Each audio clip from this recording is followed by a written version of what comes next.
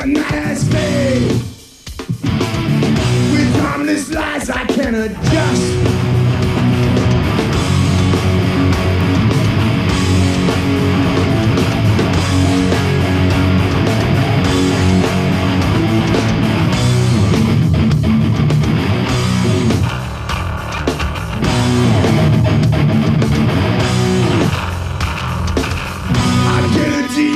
Disappointment.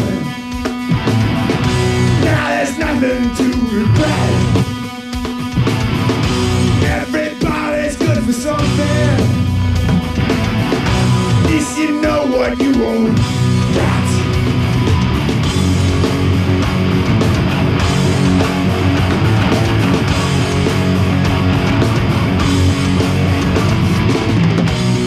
I let you down again.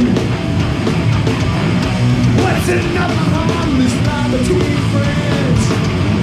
Now you can't be disappointed.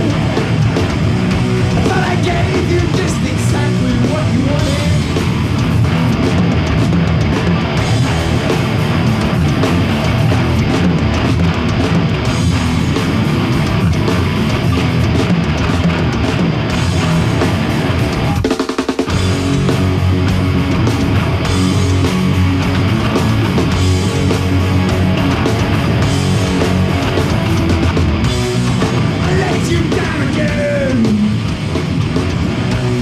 Another harmless lie between friends.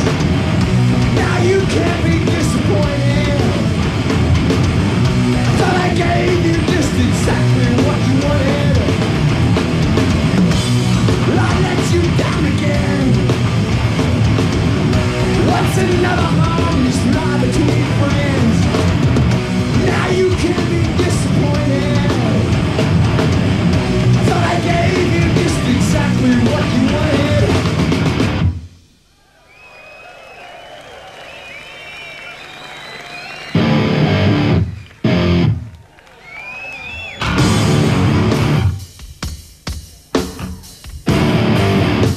The tick begins. Where's the Mandarin?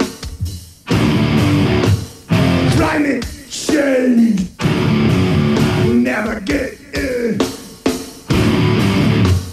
Silent and strong and prepossessed. Never need to make your own mess.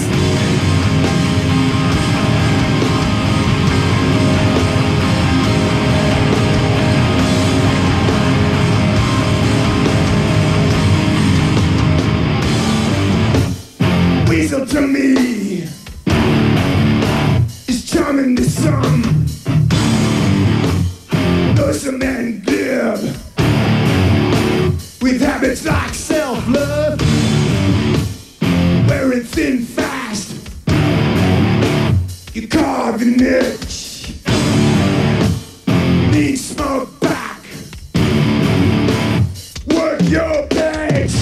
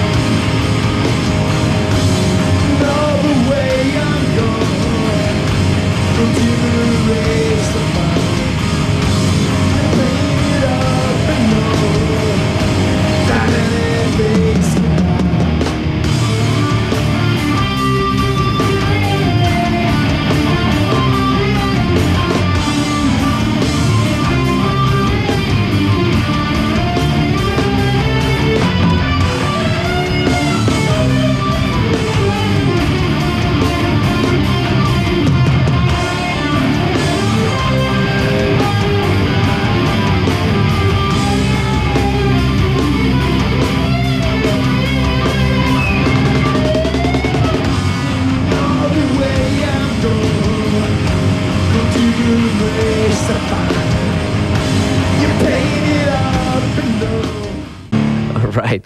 Yeah, Paige, your relation to Germany, is it still something special when you come tour here and hear people speak the language that you can speak so perfect? That I butcher, the language that I can't, that I can't remember. Yeah, it is. I mean, I guess just having lived here many years ago as a young student in Stuttgart. It's still fun for me to come here, you know, and it gives me that opportunity like twice or three times every couple of years to sort of practice and learn maybe one new word or something. I don't know. Catch up on, you know, tic-tac-toe, you know, see what they're doing. Tic-tac-toe, it said in Der Spiegel, I think something about them. They're having problems. Lizzie or Ricky and Jazzy, or she got kicked out. Oh, I didn't know. Okay, is that extreme? Yeah. She's having problems with the manager and stuff, you know, so I like to come over and kind of sort of keep up on what's going on. And I find that the German New Wave is from when I lived here, the 82, 83 back then, is still strong in the clubs, and they still play Falco and Trio and different things, you know, but no Spider Murphy gang. So yeah, like what you said before, that Chris is being incorporated more in the songwriting. That was a point when we talked last time, when we just joined the band and you didn't know how everything would work out if you could write songs together. Have you tried to write something together just casually? No. I don't know that I necessarily. I have such entrenched work habits. I don't know if I you know, about writing together. If he has something that he writes, you know, chord progression or riffs or something that he comes up with, or melody, preferably something with a melody that's really like slamming, then I think I could try to write lyrics too. I don't know. I've never written with anybody before successfully. I kind of messed around with different friends. I mean, the thing that Casper Brotsman and I did was all improvised, and that was just guitar playing. And with Joe Henry, it was a similar thing. He had songs written. So I don't know how people, you know, write together. I mean, generally, it seems like people get together like Aerosmith, and they get together with like million dollar songwriters like Desmond Childs and write really schmaltzy ballads and stuff. And I just don't foresee myself doing that. You know, Mahlzeit, grüß Gott. I think in the beginning more end up like what it's like on stage, like kind of trying to add sounds and kind of like flavorings or a different perspective on something that he's doing, rather than like, you know, Paige, I really want to write this song about, about my girlfriend and how I feel about her. Sure, Chris, okay, you want to sing it? So we're trying to work Chris in more slowly and not worry about what he, you know, thinks, you know, as far as, oh, what are people's perceptions on the outside going to be? Am I part of the band? Well, the band's been together for 9 years now, and he's just been in the band for a little over a year and a half, I guess. Yeah. So obviously there's a lot of history there that came before he got in the band. But I hope to, rather than sort of look back on what we've done, just look forward and forget about all the crap we're going through. Because there's more crap to come. Mahlzeit, grüß Gott. Like at first I didn't dive in and say like, this is going to be it. We both talked about it and said, you know, let's see what happens. Like, it wasn't like I joined the band and I was automatically in the band. You know, we played for a while and we'd see how it was going to work out. So I wasn't sure, you know. I feel comfortable playing now. I played more shows with this band than any other band I've ever been in. And we just have to see, you know, you can't predict how things are going to go. You know, everybody has, you know, I used to write songs for my band, and Paige is writing songs for this band, so I want to see how I can add it. It seemed that it was like a definition of the Helmet sound at the moment. Like you had elements of all the previous records on Aftertaste, basically.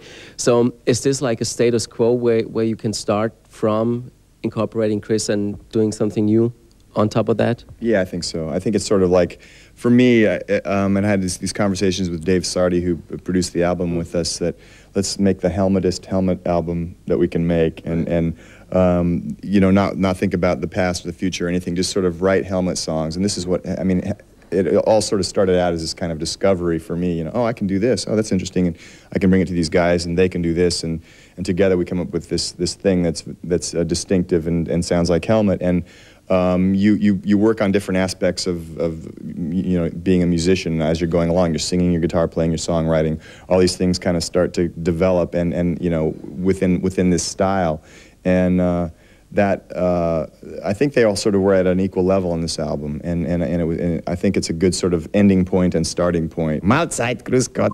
You know, I don't want to just do some crap to change for the sake of changing, you know, add horns and background singers and whatever, you know, start dressing up or something, I don't know, just because, you know, it helps you sell records. I mean, that's, for me, the main ingredient in music that I enjoy is sort of level of sincerity? Are people doing something that you know, I feel, I sort of trust that it's a real thing, and it's coming from somewhere that I can relate to. And you can tell the more music you listen to and the more bands you get into and different styles of music, and you at different times there are going to be different sort of little commercial and cultural explosions, and things are going to happen, and everybody's going to, this is the next big thing, this is the next big thing, that's the old thing, this is new school, that's old school, this is, and it's, you know, in the end it really doesn't matter. I mean, it's all, I think every style of music, every genre, and all musicians have to kind of be judged by the same set of criteria. You know, is it good music or is it bad music?